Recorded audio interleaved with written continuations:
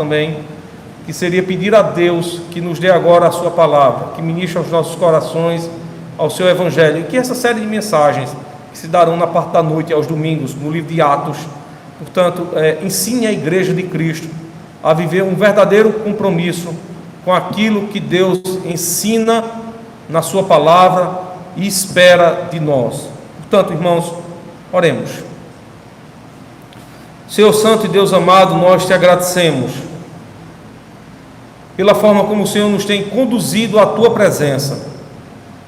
Pai Santo e amado, perdoa os nossos pecados, nos faz, Senhor, verdadeiramente dispostos a viverem para a tua glória e para o teu louvor. Ensina-nos a tua verdade, pois a tua palavra é a verdade. Ensina-nos, ó Deus, a ter um verdadeiro compromisso contigo, pois é por meio da tua palavra que nós conhecemos qual a vontade que o Senhor demanda sobre nós. Nós te agradecemos, ó Deus, pela vida de homens e mulheres que se dispuseram de suas casas a nos ajudarem aqui nesta nossa tão preciosa e pequena cidade, na pregação do teu evangelho. Que o Senhor continue abençoando a eles, as suas igrejas e as suas lideranças, para que sejam tementes a ti e fiéis servos do Senhor. Deus amado e santo, nós também agradecemos ao Senhor pela vida da nossa irmã Odilane, que o Senhor possa abençoá-la juntamente com o progresso do seu empreendimento, e que todas as coisas que por ela sejam feitas para o louvor de tua própria glória. Nós queremos te agradecer também, ó Senhor, pelas vidas que o Senhor resgatou, pelas vidas de homens e mulheres que o Senhor trouxe à luz. Pedimos agora, Senhor, que os sustentes por meio da tua destra e que por meio da tua palavra eles venham verdadeiramente a te conhecer e a desfrutar de comunhão contigo. Nós também, Senhor, pedimos que zele pelas nossas almas, dando-nos agora, Senhor, a tua palavra. Para tanto, ó Deus, acalma o nosso coração, assenta a nossa alma nos bancos da eternidade, para que elas possam ouvir a tua bendita palavra e serem abastecidas pelo teu evangelho. É por Cristo Jesus que, agradecidos, nós oramos, alegremente oramos em nome de Jesus. Amém. Queridos irmãos, nesse momento podemos, portanto, nos assentar, e eu já quero convidá-lo para que você esteja com a palavra do Senhor aberta, com a palavra do Senhor em mãos. A exposição aqui ficará até de forma introdutória no livro de Atos dos Apóstolos. Então, abram aí a Escritura Sagrada em Atos, capítulo de número 1.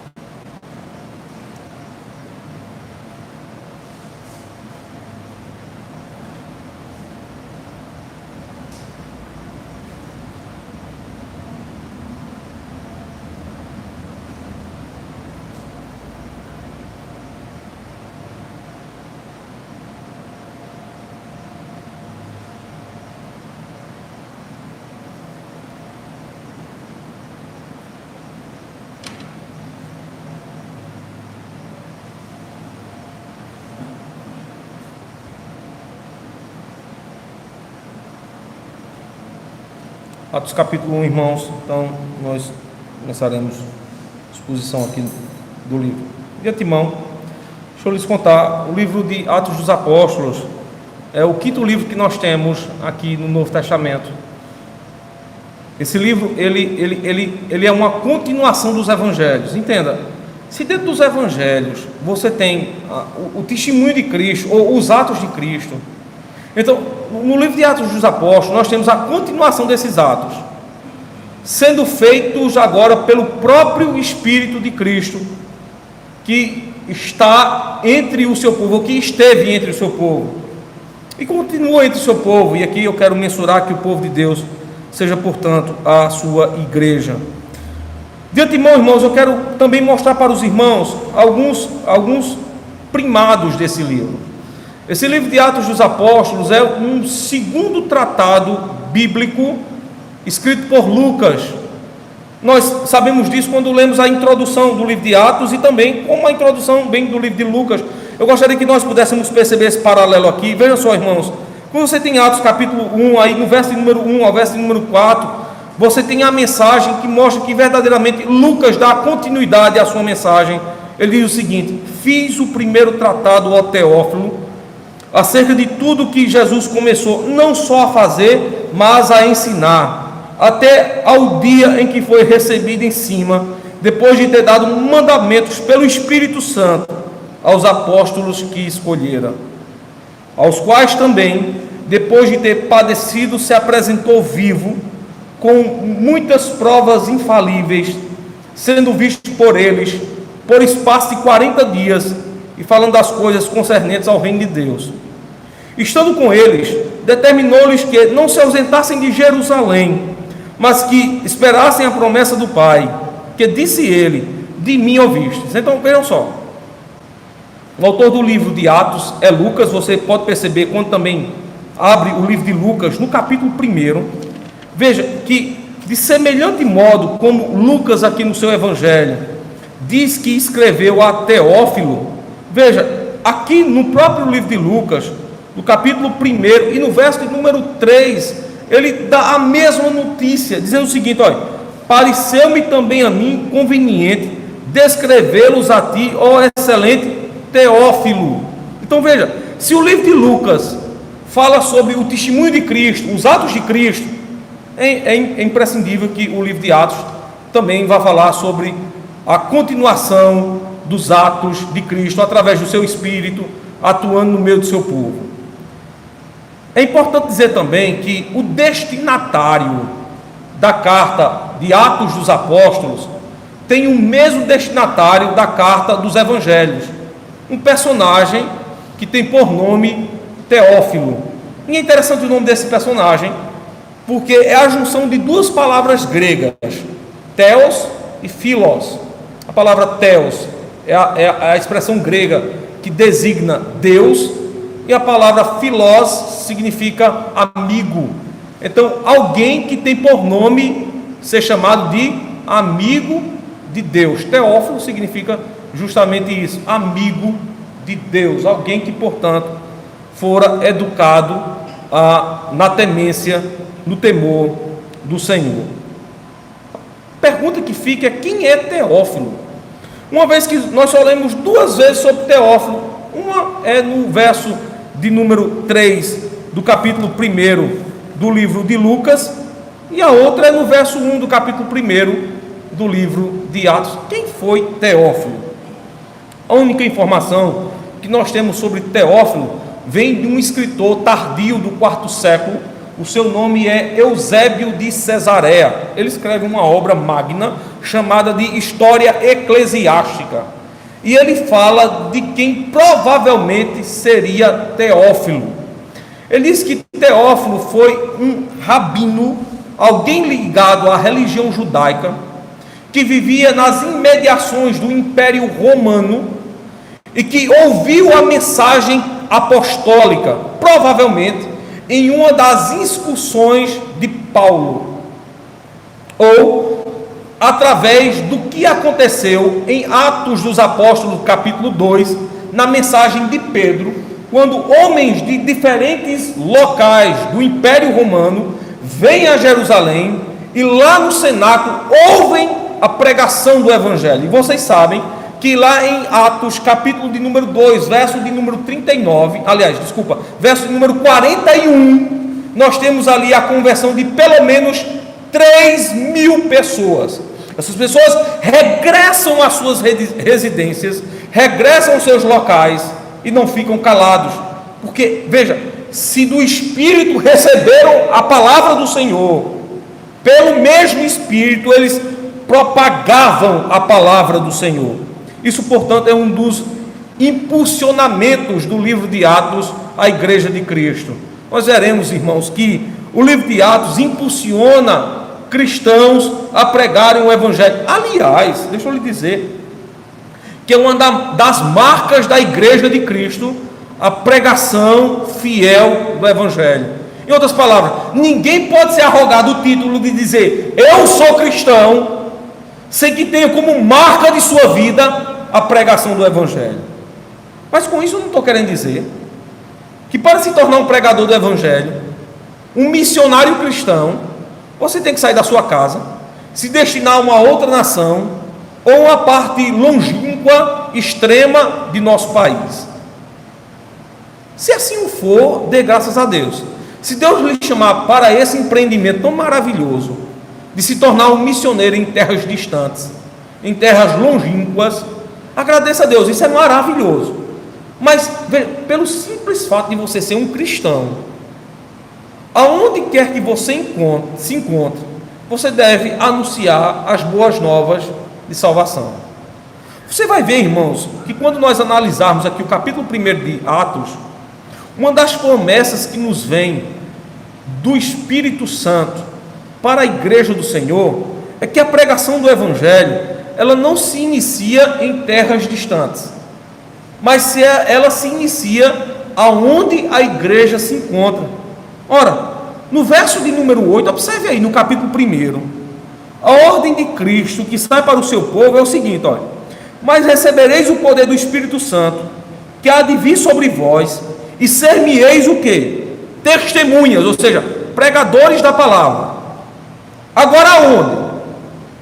Jerusalém, Judéia, Samaria e as últimas partes da terra. Mas começa onde? Começa justamente na cidade em que aqueles cristãos se encontram. Eles estão reunidos em Jerusalém, num local chamado cenáculo. Naquele cenáculo o Espírito desce sobre eles.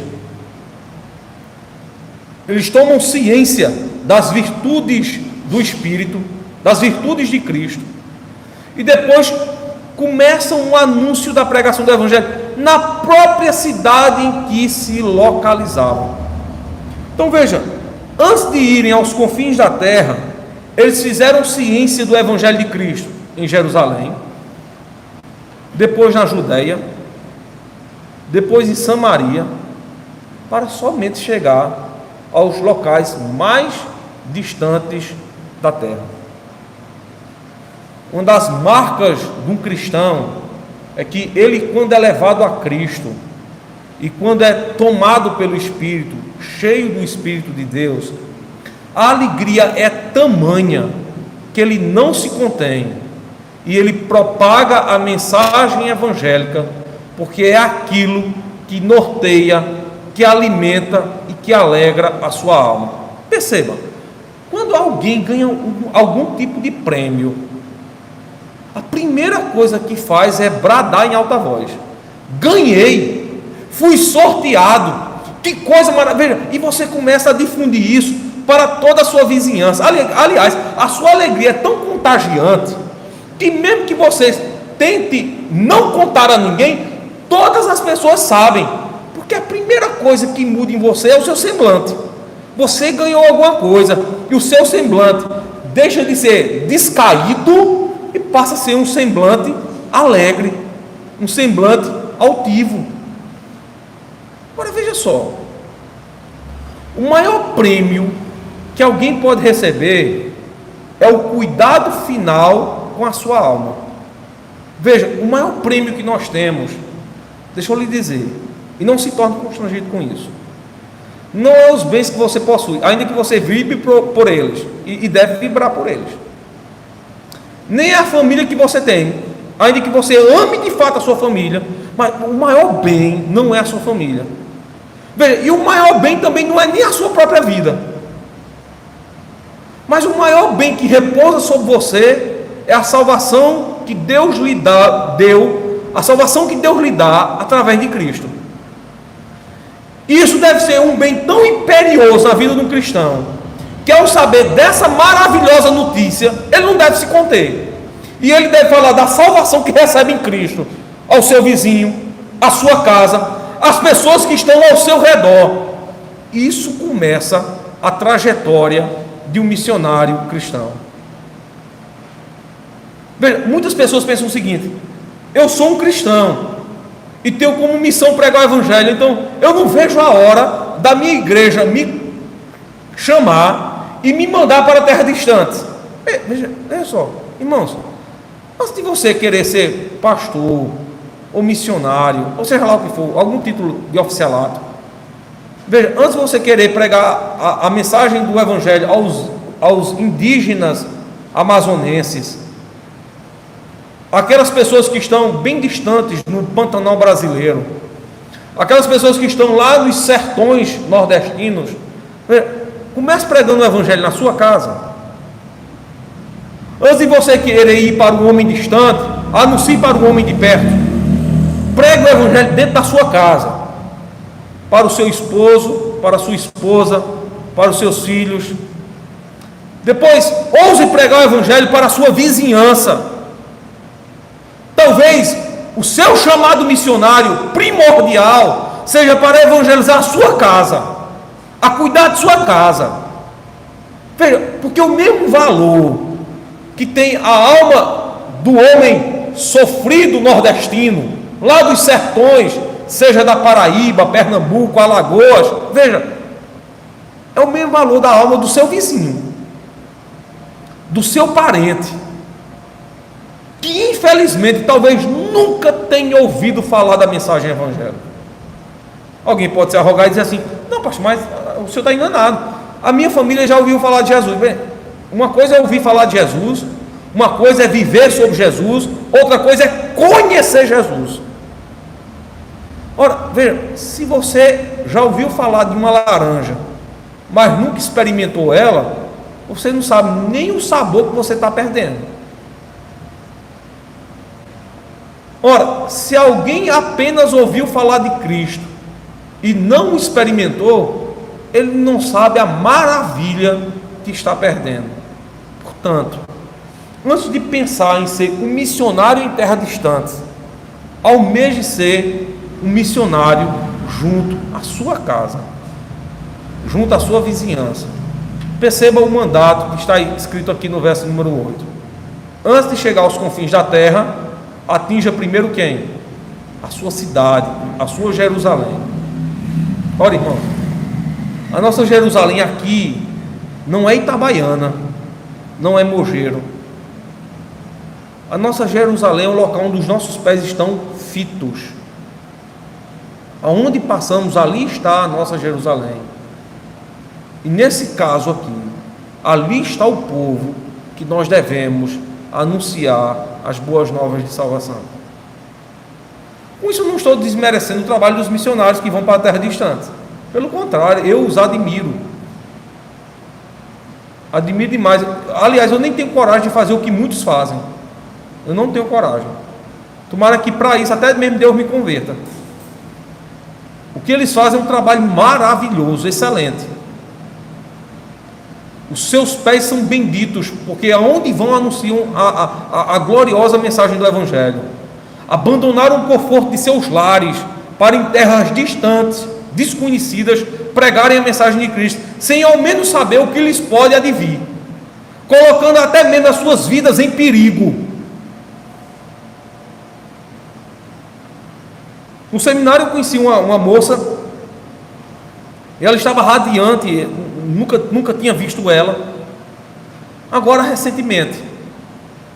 E um professor meu me falou, disse: você conhece fulana? Eu disse: não, eu não conheço, estou vendo agora. Está percebendo que ela está alegre assim, desse jeito? Eu disse: rapaz, tá, foi ela casou, foi brincando. Se ela casou, foi? Eu disse: não, rapaz, está sabendo que ela acabou de ser aprovada na APMT, Agência Presbiteriana de Missões Transculturais? Eu disse: não, está sabendo não. Eu disse: vai para onde? Ela vai ser missionária junto ao Talibã. Como é a história? Você sabe que é o Talibã, né?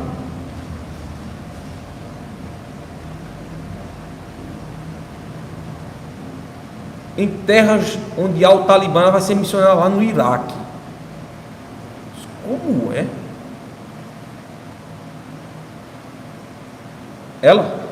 Essa alegria todinha. Veja, existem missionários que fazem coisas que na nossa mente é impossível sequer imaginar.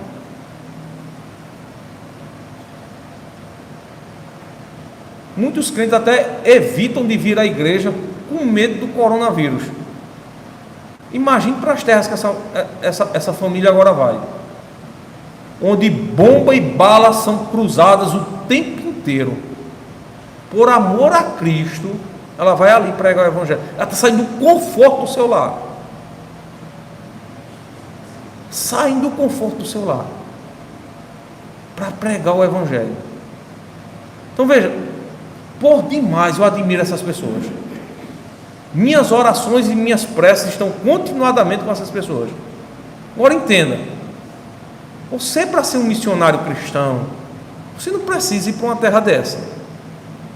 E se for chamado por Cristo para ir, vá. Certamente Ele vai lhe guardar. Mas para ser um verdadeiro missionário cristão, o seu ministério começa na sua casa.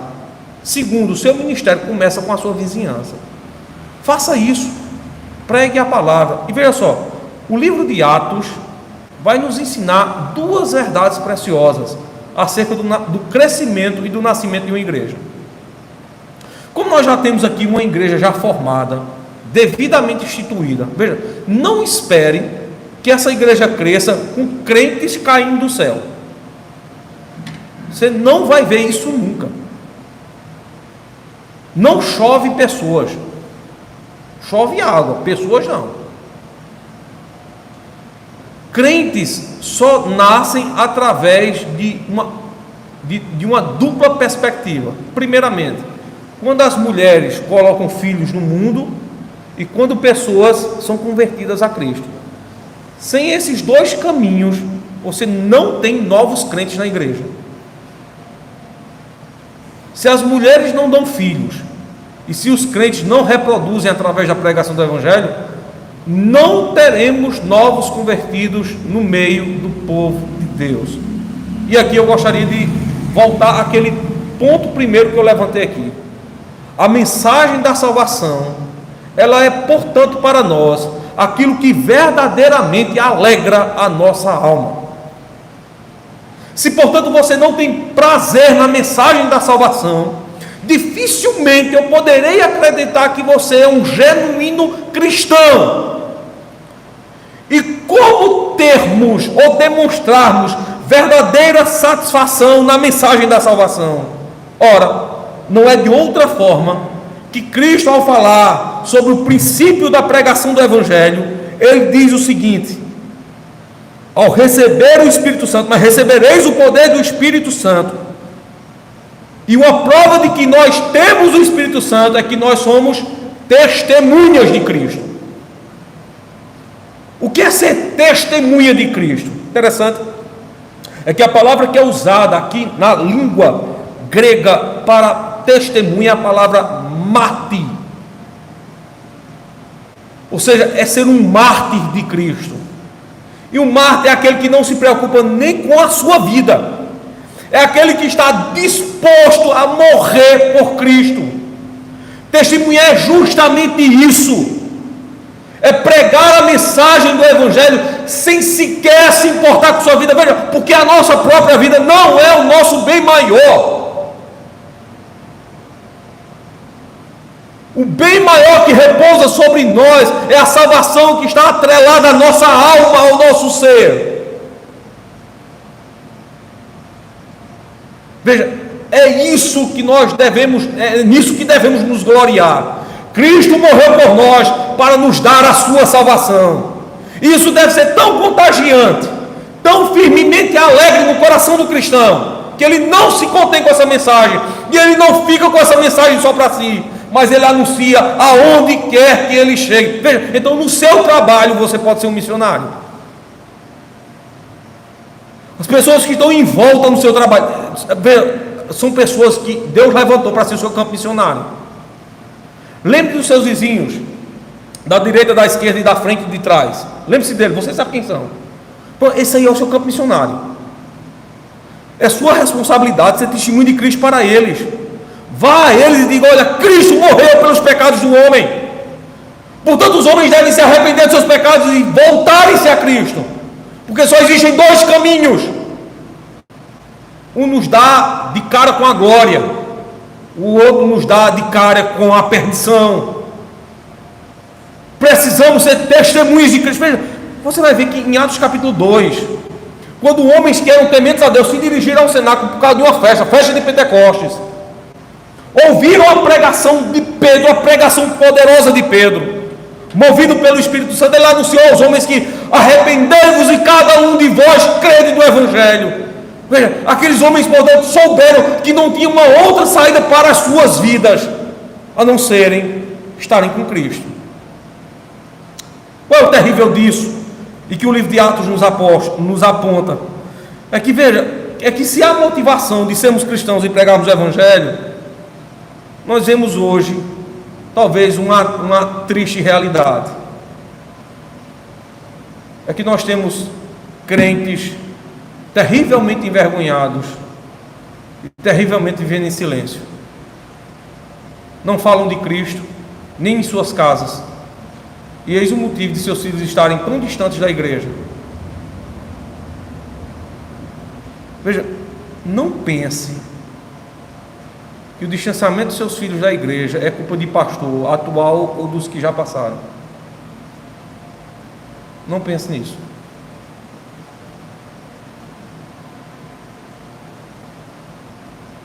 Seus filhos estão ausentes da igreja por ausência de pregação do Evangelho. E essa responsabilidade era sua. Era sua. E há tempo para isso? Há tempo para isso. Vá lá, os seus filhos, pregue a palavra. Insista com eles acerca do Evangelho. Talvez agora seja mais difícil, que eles já estão crescidos. A responsabilidade era desde quando eles ainda estavam dando os primeiros passos na vida. Ali na mais tenra idade. Mas ainda é responsabilidade sua anunciar aos seus filhos a palavra evangélica. Afinal de contas, irmãos, como nos salvaremos nós de tão grande perdição? O tempo em que vivemos é um tempo drasticamente mau. Pessoas estão tendo todos os seus dias vendo as suas vidas ceifadas. Nós abrimos as páginas dos jornais, seja de forma virtual, seja de forma visual, através da televisão. Nós vemos todos os dias milhares e milhares de pessoas que têm as suas vidas ceifadas. Milhares e milhares de pessoas que morrem sem conhecerem a Cristo. Essa responsabilidade de pregação do Evangelho é nossa, irmãos. Veja, e todos nós que estamos aqui, todos nós somos comissionados, eu e você, a pregar a mensagem do Evangelho no local em que nos encontramos. Aos nossos amigos de colégio, aos nossos amigos de rua, aos nossos amigos de bairro, aos nossos amigos de trabalho, aquelas pessoas que nós nem temos relacionamento, que cruzam por nós todos os dias. Nós sabemos apenas que elas existem porque elas cruzam por nós. Nós não sabemos o nome, o que fazem, aonde moram, mas nós sabemos que aquelas pessoas, essas pessoas são pessoas que necessitam, que precisam ouvir a mensagem da cruz. Veja, ainda que você se arrogue e diga assim: mas pastor, quando eu era mais novo, eu preguei tanto o Evangelho que agora estou mais velho e estou cansado. Veja, a pregação do Evangelho não é por idade. Não se dá a pregação do Evangelho por idade. A pregação do Evangelho é algo contínuo, a vida do cristão. Veja, e o livro de Atos vai nos mostrar justamente isso. Segunda grande verdade que o livro de Atos vai nos mostrar, e nós veremos capítulo a capítulo. Perceba, irmãos, é que o livro de Atos vai nos ensinar que nós devemos ter um compromisso com Cristo. E compromisso com Cristo só se dá junto à sua igreja. A igreja de Cristo nos faz termos um compromisso com Ele. A igreja de Cristo nos faz ter um compromisso com Ele. A primordial instituição que nos faz termos um compromisso com Deus e com Cristo chama-se igreja. O que temos no livro de Atos não é somente a conversão de pessoas, mas a formação de igrejas. A formação de igrejas. E o fortalecimento das mesmas. Isso se deu através de um duplo ato. O primeiro, houve uma necessária pregação da palavra de Deus. E o livro de Atos vai nos mostrar isso. Que a pregação de Pedro, a pregação de Paulo estavam estritamente lastreadas na palavra. Então você que é chamado para exercer a função de um missionário cristão, você tem que saber de uma coisa: antes de ir ao mundo, você tem que ir a Deus. E quando eu digo ir a Deus aqui, é ir à palavra. Porque antes de anunciar ao homem ímpio alguma coisa, você tem que anunciar prioritariamente, primordialmente a palavra de Deus. Agora, como é que você vai anunciar uma coisa que você não conhece? Ao invés de contradizer, você será contraditado. E veja, irmãos, infelizmente não são poucos exemplos de pessoas que se aguçaram na pregação do Evangelho, saíram para pregar a palavra de Deus, e ao invés de trazerem homens a Cristo, foram levados ao mundo. Ao invés de fazer com que pecadores estivessem convertidos a Cristo, ele mesmo foi convertido à falsa religião. Oh, tristeza. O livro de Atos vai nos dizer, irmãos, que a pregação de Pedro e a pregação de Paulo eram pregações lastreadas na palavra do Senhor. Duas formas você aprende acerca da palavra do Senhor. Primeiramente, irmãos, é estudando diariamente a sua palavra. Retire um tempo do seu dia e não somente leia, mas medite naquele trecho que você leu. Se você tiver mais tempo e mais recursos, adquira bons materiais para que você leia a palavra e você estude a palavra de Deus. Mas o principal meio pelo qual você adquire conhecimento de Deus é participando do culto. Portanto, também não se pode conceber alguém que se diga cristão que esteja também ausente de culto. É o culto que modela as nossas almas, uma vez é que Cristo que modela através da sua palavra. Lembremos-nos da instrução que Paulo dá aos romanos, quando ele diz que não se envergonhe do Evangelho, porque o Evangelho é o poder de Deus. A ênfase de Paulo ali em dizer é que o Evangelho modificou a sua vida, e poderia modificar a vida do homem ímpio. E ele cita isso: modifica tanto a vida do judeu, é salvação para o judeu, como é salvação para o grego, para o gentio. Ou seja, quem faz com que a alma do homem seja modelada à imagem de Cristo é a palavra de Deus. E veja, e é justamente isso que encontramos no culto, para que a nossa alma esteja vigorosa diante de Deus. Lembre-se daquilo que aprendemos no livro de Levítico: as nossas lâmpadas devem estar continuadamente acesas, porque o que ouvimos aqui é justamente a voz do Espírito ressoando em nossos ouvidos e pairando sobre os nossos corações e mentes. Isso vai modelando o nosso caráter. Nós vamos adquirindo conhecimento das coisas que praticávamos, que pensávamos que eram corretas, quando na verdade eram coisas completamente fora da verdade e do padrão divino. Então, veja, uma das ênfases do livro de Atos, e eis o motivo do mergulho na pregação dele, é que o livro de Atos nos ensina sobre a nossa participação junto à igreja de Cristo. Junto à igreja de Cristo. Ora, se uma das nossas orações é: Senhor, venha o teu reino, eu ainda fico me perguntando por que cristãos ainda querem escapar do reino de Deus.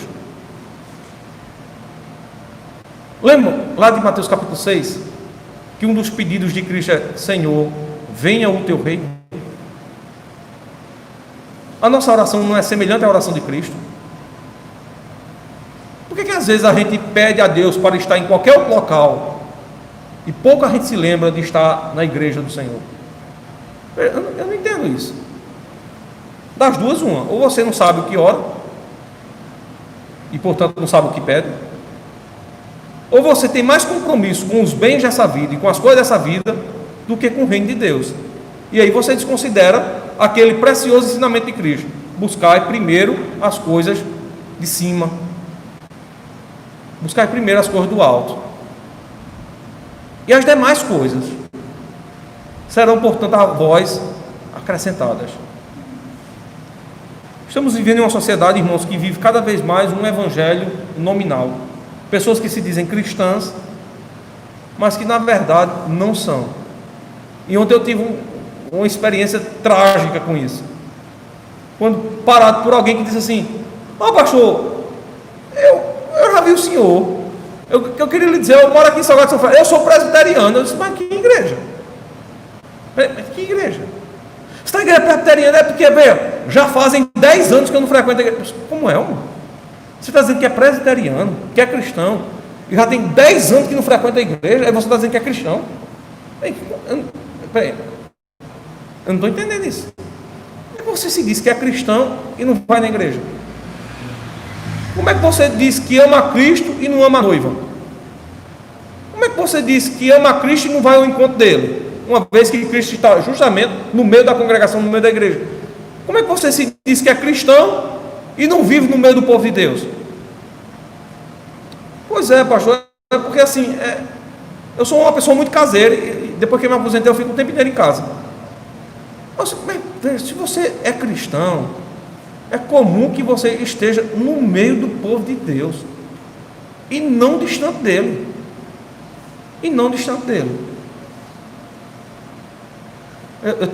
Eu nunca tinha visto esse homem. Eu tenho 10 anos que não frequento a igreja.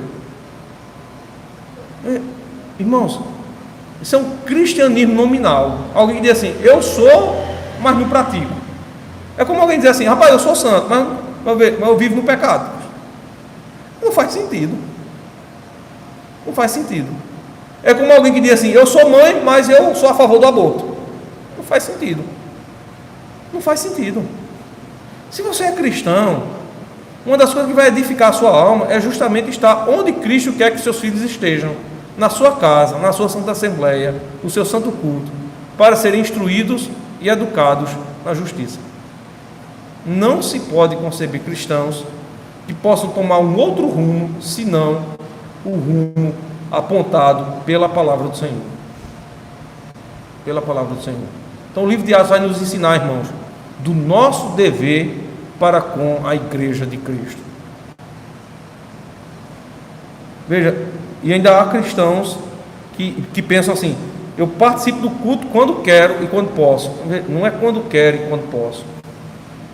Sua participação no culto, ela deve ser uma participação perene. A sua responsabilidade com a igreja deve ser uma responsabilidade exata. Você não deve tratar a igreja como uma qualquer. Veja, o que o livro de Atos vai nos mostrar é que a igreja é a preciosa noiva de Cristo. Quando você trata a igreja com desdém,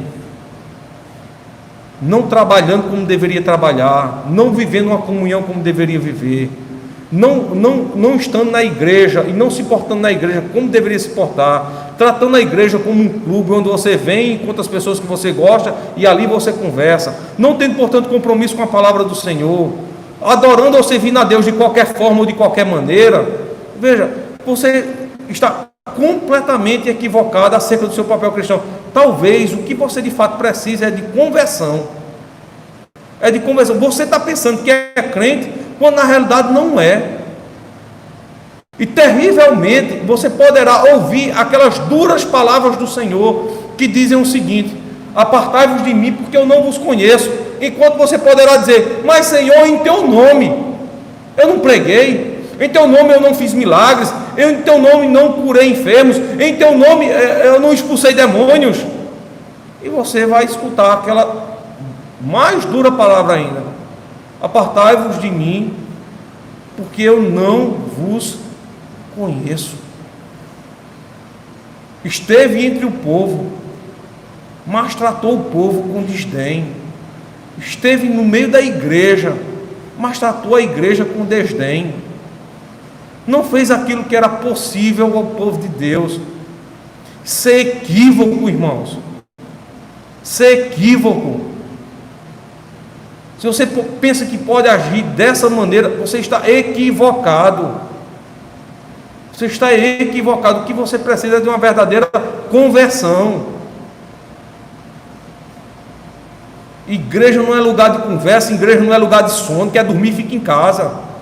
Chega na igreja cansado, fica em casa. Se prepare para vir para o culto. Se adeque para vir para o culto. Se fosse num baile ou fosse numa festa, você estaria vibrando.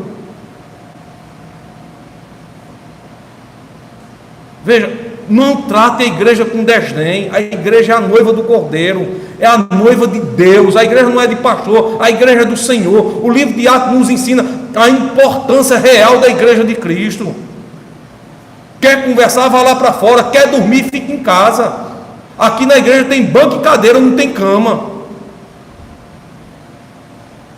Mas veja, às vezes as pessoas tratam a igreja com uma indiferença atroz.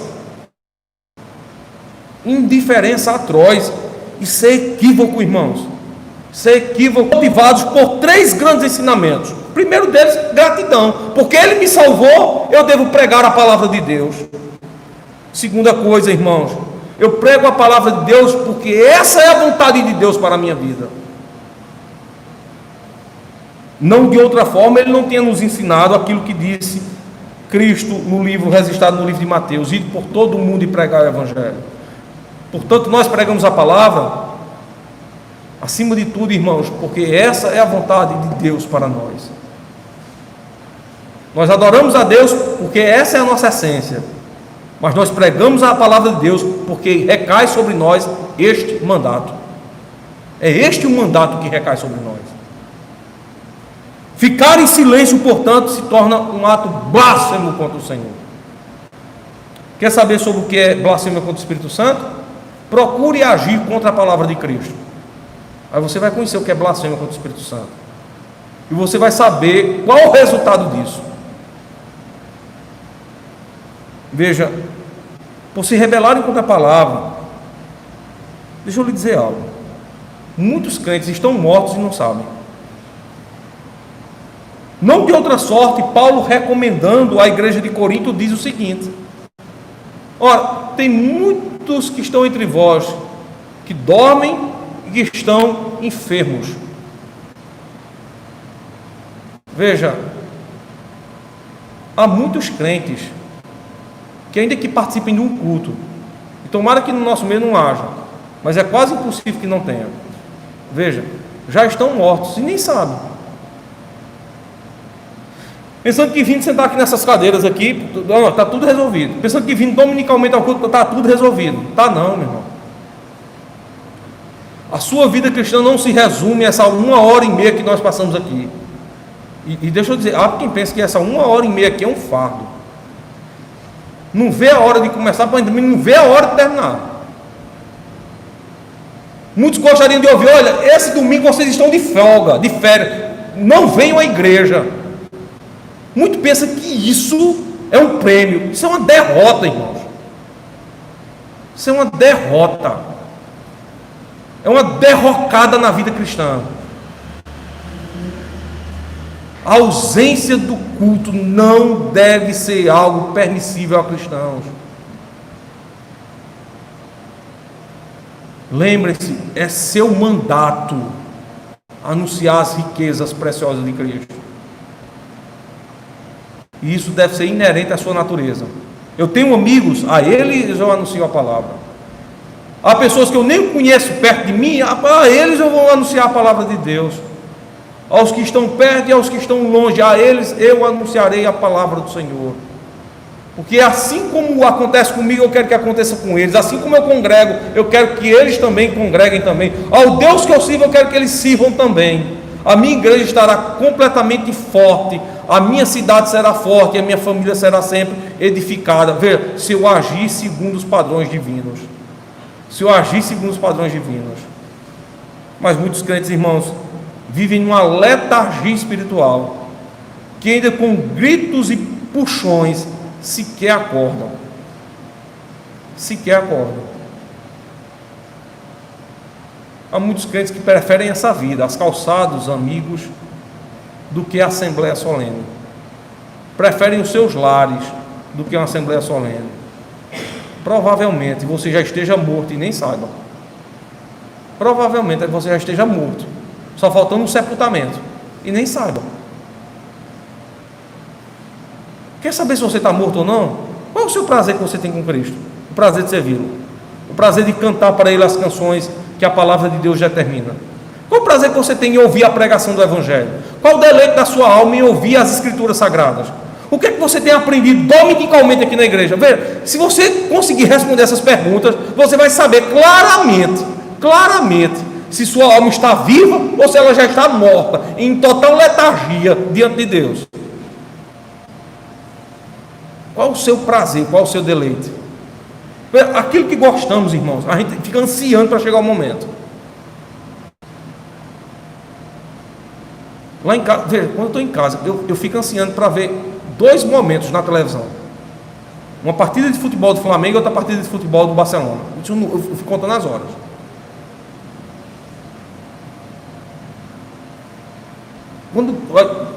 Dia de quarta-feira vai ter jogo do Flamengo, eu procuro o canal. Se não está no canal, vou no YouTube, procuro para assistir o jogo. Porque gera em mim prazer. Qual o seu prazer que você tem de servir a Deus? Será que você também conta as horas de vir para o culto? Está chegando o dia do Senhor. Eu não vejo a hora de chegar o dia do Senhor. Eu vou descansar o meu corpo, vou descansar a minha alma e vou me apresentar diante dele. Mas percebam como cristãos estão mortos. Tem cristãos que nesse dia estão trabalhando agora.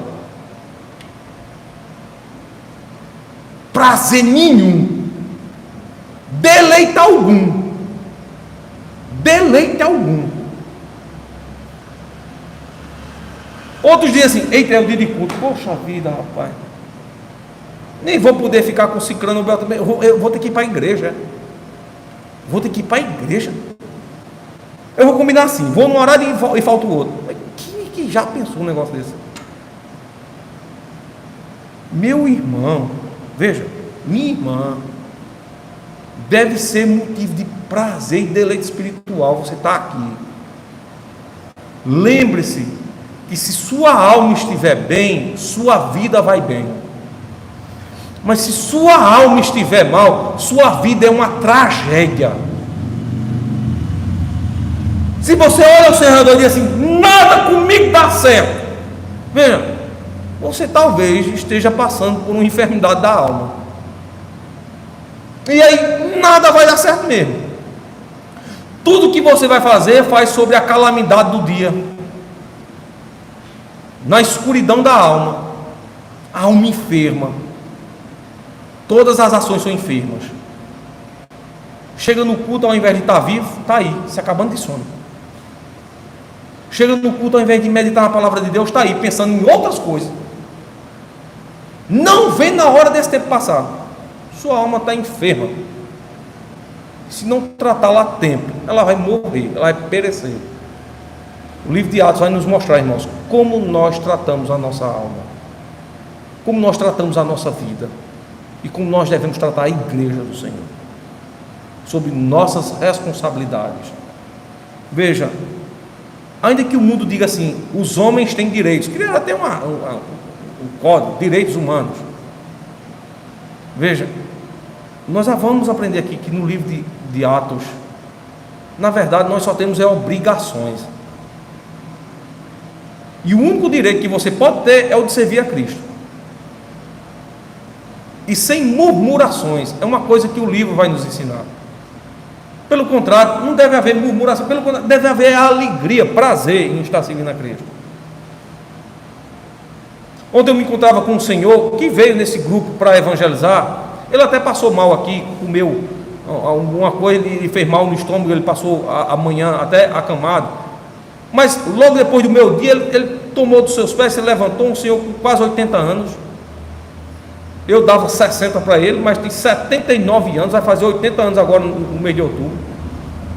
E saiu para pregar o Evangelho. E eu conversando com ele aqui em frente à igreja, quando eu vim deixar ele aqui em frente à igreja, porque ele foi pregar aqui de trás, passou a tarde inteira. Foi o primeiro a sair depois de meio-dia, foi o último a chegar. Aí eu perguntei para ele: E o senhor não teve medo não, e veio com o pessoal. Ele disse: meu filho, você não sabe os dias que eu estava contando em fazer essa obra. Eu disse: o senhor não está tendo medo não, o mundo é infectado com coronavírus, o senhor à beira dos 80 anos, o senhor com 79 anos, e agora em outubro faz 80. Ele disse: olha, o prazer da minha vida é pregar o evangelho. Se eu morrer agora, meu filho, eu morrer feliz, morrer contente.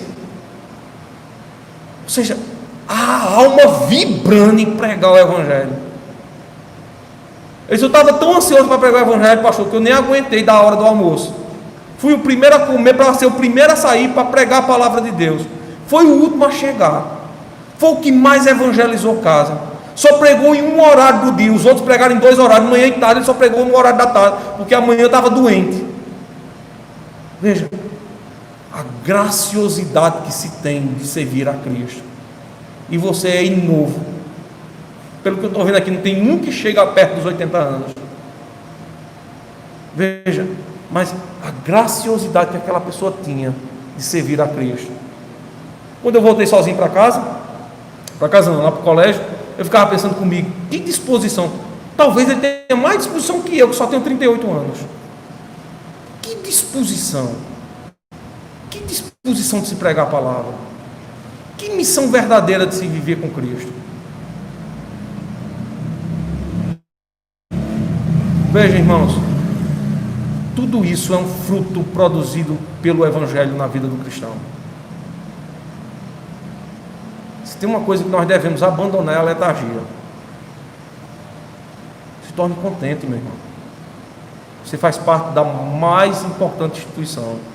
Você serve ao principal e único Deus que pode mover a vida de um homem. O único ser que pode verdadeiramente lhe transformar. Faça de tudo para viver para o Evangelho. Faça de tudo para viver para o Evangelho. A mensagem que nos salvou há de salvar tantos outros. E nós precisamos fazer isso. Então veja, nós vamos aprender aqui sobre, portanto, a obrigatoriedade, a missão que nós teremos com a Igreja do Senhor.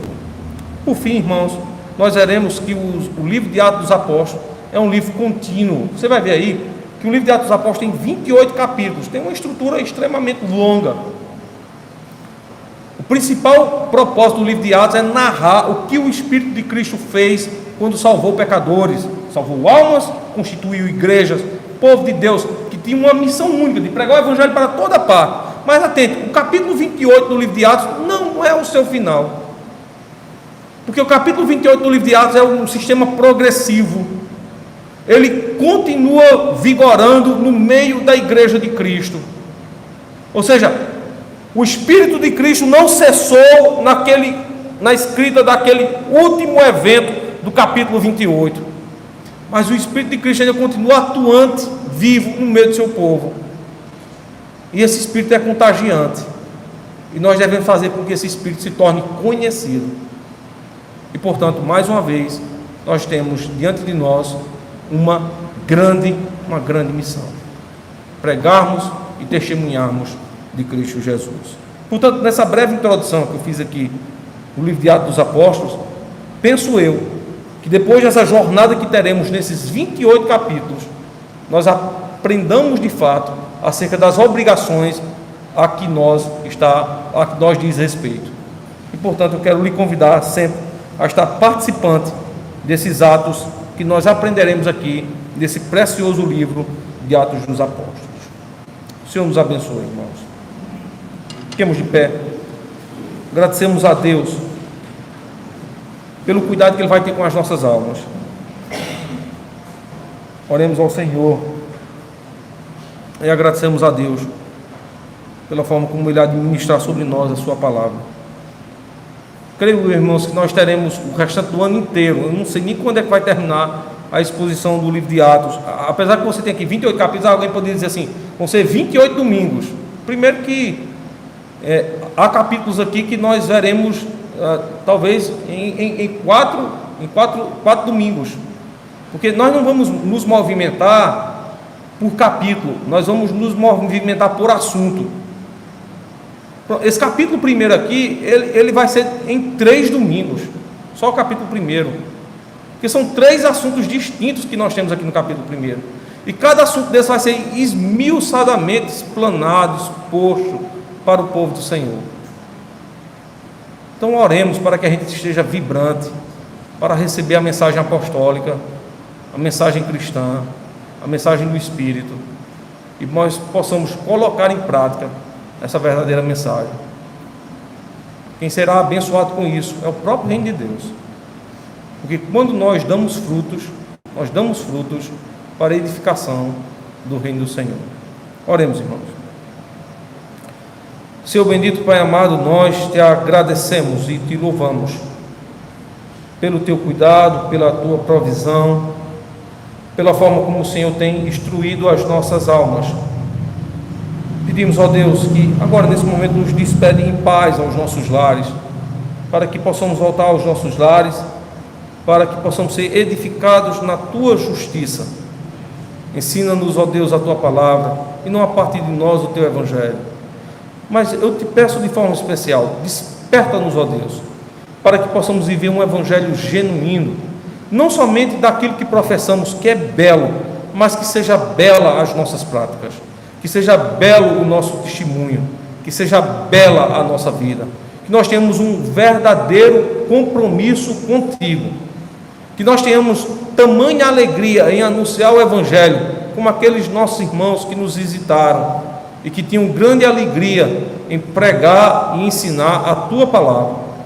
Santo Deus, agradecidos nós oramos na virtude do teu Espírito Santo e mediados por Cristo Jesus, o Senhor. Oramos alegremente e oramos a ti, agradecidos por todo o bem que a nós o Senhor tem feito. Oramos em nome de Jesus.